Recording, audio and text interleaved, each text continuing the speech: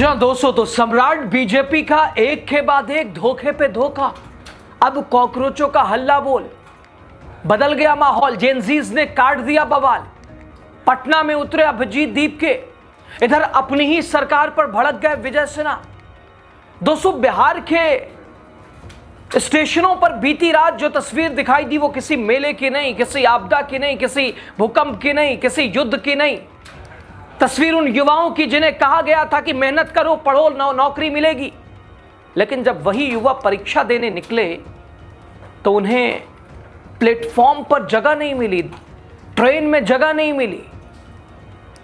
सवाल यह कि आखिर जिम्मेदार कौन इस अव्यवस्था का? क्या सिर्फ रेलवे, क्या सिर्फ भर्ती बोर्ड, या फिर वो सरकार जो चुनाव के समय युवाओं को अपना सबसे बड़ा वोट बैंक बनाती है, चुनाव के समय एक के बाद एक स्पेशल ट्रेनें चलाती है, व्यवस्थित तरीके से अपने वोटर्स को लाती है, वोट दिलाती है। कॉकरोचों का अगला ठिकाना प्रोटेस्ट का, सरकार से जवाबदेही का पटना। तो पहले आप नेहा सिंह राठौर को सुनिए। कह रही हैं बिहार के छात्रों की दुर्दशा देखकर दुखी होना चाहिए या गुस्सा होना चाहिए? अनपढ़ नेता चुनोगे तो क्या कलेक्टर बनोगे? चुनाव में मिले 10,000 बच्चे हैं या खर्च हो गए? बिहार के छात्रों की दुर्दशा देखकर दुखी होना चाहिए या गुस्सा? उनकी बदहाली पूरा देश देख रहा है। जल्दी ही पूरा देश बिहार के छात्रों को मजदूर बनते भी देखेगा। बिहार के जिन युवाओं को खुद साहब बनकर दूसरों से सलामी लेनी थी, वो जल्दी ही नोएडा, दिल्ली, सूरत और मुंबई, लुधियाना जैसे शहरों की ओर कमाने निकल जाएंगे। अनपढ़ नेता चुनोगे तो क्या कलेक्टर बनोगे? 10,000 बचे हैं या खर्च हो गए? मेरी बात से सहमत हो तो शेयर करें। अब बिहार सरकार के मंत्री का हाल देख लीजिए। मंत्री ऐसे होंगे तो फिर व्यवस्था ऐसी ना होगी तो कैसी होगी? जिसमें गवर्नमेंट हेल्थ एक्सपेंडिचर 18,000 क्या है, हाँ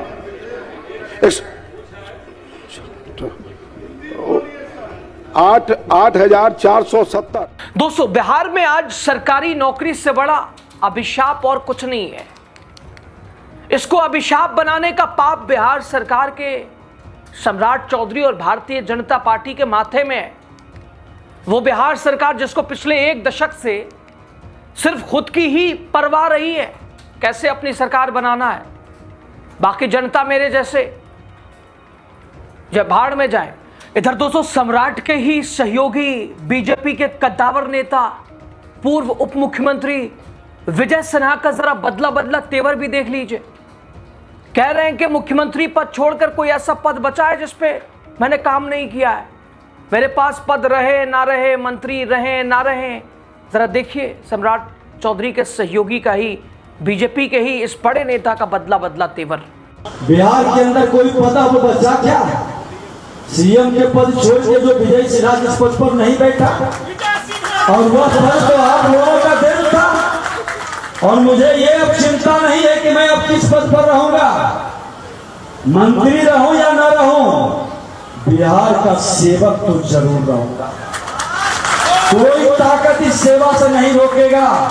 जब तक जीऊंगा बिहारी बन के जीऊंगा, सारे बंधनों को तोड़ के और सारे नकारात्मक विचारों को छोड़ के अब बिहार के हित में काम करूंगा। पटना के पाटलिपुत्र स्टेशन पर, पटना स्टेशन पर, छपरा स्टेशन पर बीती रात जो कुछ हुआ, ये एक तरह से एविडेंस है, प्रमाण है दोस्तों। और वैसे सिर्फ ये घटना आप गूगल पर सर्च कर लीजिए, बीते 5 सालों में एक भी ऐसी सरकारी भर्ती परीक्षा बिहार में नहीं हुई जिसमें बवाल ना हुआ हो, जिस पर सवाल ना हुआ हो। वैसे आप तो देख ही रहे हैं हाल क्या है, NEET paper leak, CBSE answer sheet में अनियमितताएं, इसके अलावा 1-2 नहीं, अनेक एक के बाद एक पेपर लीक पे लीक, अव्यवस्थाएं, गैर जिम्मेदारी। दरअसल दोस्तों, बिहार में मद निषेध कांस्टेबल, जेल वार्डर और मोबाइल स्क्वाड भर्ती परीक्षा 2026 के लिए मात्र 4,236 पदों पर भर्ती निकाली गई थी।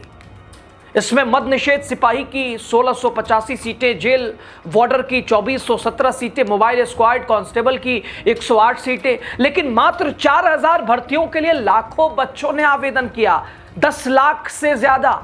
इसको अभिशाप नहीं कहिएगा तो क्या कहिएगा? फिर इस अभिशाप का पाप बिहार सरकार के माथे भी कैसे है वो समझिए। अब हजारों भर्तियों के लिए लाखों आवेदन आए, बोर्ड के पास पैसा आया और इसके समानांतर पटना के सरकारी नौकरी का लड्डू बांटने वाले मास्टरों ने अलग माल कमाया। वैसे होना तो यह चाहिए था कि जब इतनी बड़ी संख्या में परीक्षार्थियों के आवेदन आए थे तो परीक्षा को ठीक ठाक अंतराल में कराए जाने पर विचार करना था। लेकिन दोस्तों ऐसा नहीं किया गया, क्योंकि फिर इतने में पेपर लीक हो जाने का भी डर था। अब देखिए ना, पेपर लीक को लेकर टेलीग्राम को बंद कर दिया गया 1 हफ्ते के लिए। उधर वो चर्चाएं लगातार कि सेना क्वेश्चन पेपर पहुंचाएगा, व्यवस्था वैसी होगी। इधर री एडिट का ऑप्शन भी बंद कर दिया गया है। तो अब स्थिति आप समझिए। और बिहार में तो बस भेड़ बकरियों की तरह सीटी मारकर बुला लिया गया अभ्यर्थियों को, सभी बेरोजगार बिहारियों को सरकारी सिपाही बनने के लिए। अब नतीजा पूरा देश देख रहा है, देख भी रहा है या नहीं।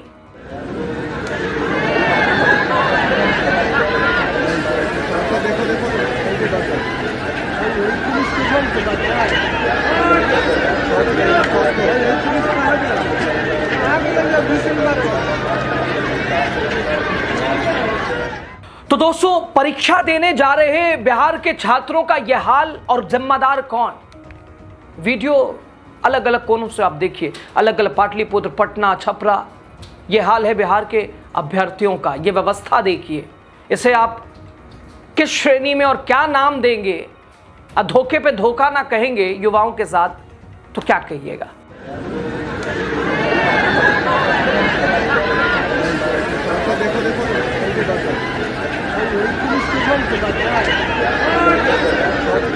कांग्रेस का ट्वीट देखिए, वीडियो शेयर करते हुए कांग्रेस ने लिखा, यह बिहार का पटना स्टेशन है जहां छात्रों का हुजूम किसी तरह ट्रेन पकड़ना चाहता है ताकि एग्जाम सेंटर तक पहुंच जाए।